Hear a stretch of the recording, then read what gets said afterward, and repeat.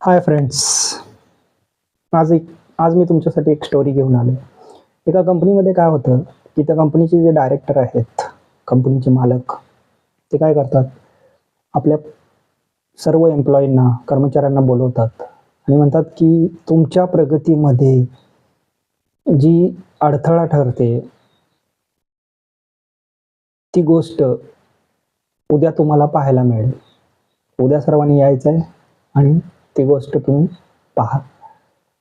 तर हे अनाउन्समेंट ऐकल्यानंतर सर्व कर्मचारी विचार करतात.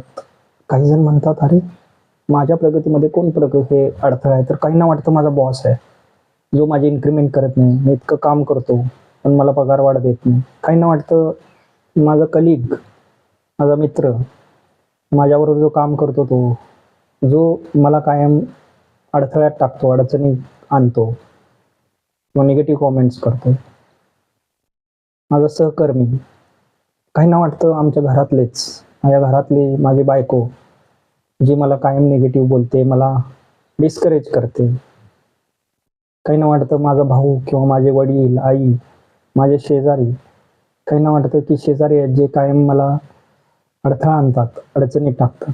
काहींना वाटतं माझा मित्र, जो वरून चांगलं चांगलं बोलत असतो, चांगले बोलतो पण आतून काहीतरी निगेटिव्ह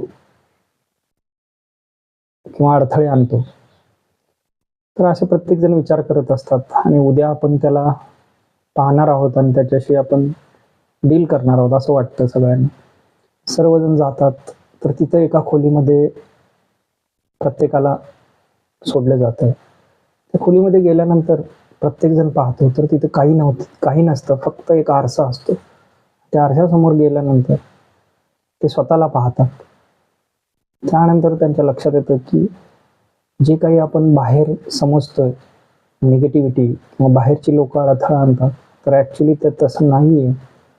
तर आपण स्वतःच आपल्या प्रगतीमध्ये बाधा आहोत. तर हे कसं? तर आपल्या आतमध्ये 3 पर्सनॅलिटी असतात. तर एक सिक्रेट तुम्हाला आज समजेल. कोणतं आहे? तर ह्याच्यामध्ये पहिली पर्सनॅलिटी जी आहे ती आहे डूअर, म्हणजे आपण स्वतः. जसं आता एक मूवी आलेली बाहुबली, त्याच्यामध्ये बाहुबली हा एक प्रतीक आहे डूअर पर्सनॅलिटी, ज्याला काहीतरी मिळवायचं असतं. तर त्याला काय मिळवायचं असतं? त्याचं ड्रीम असतं माहेशमती साम्राज्य.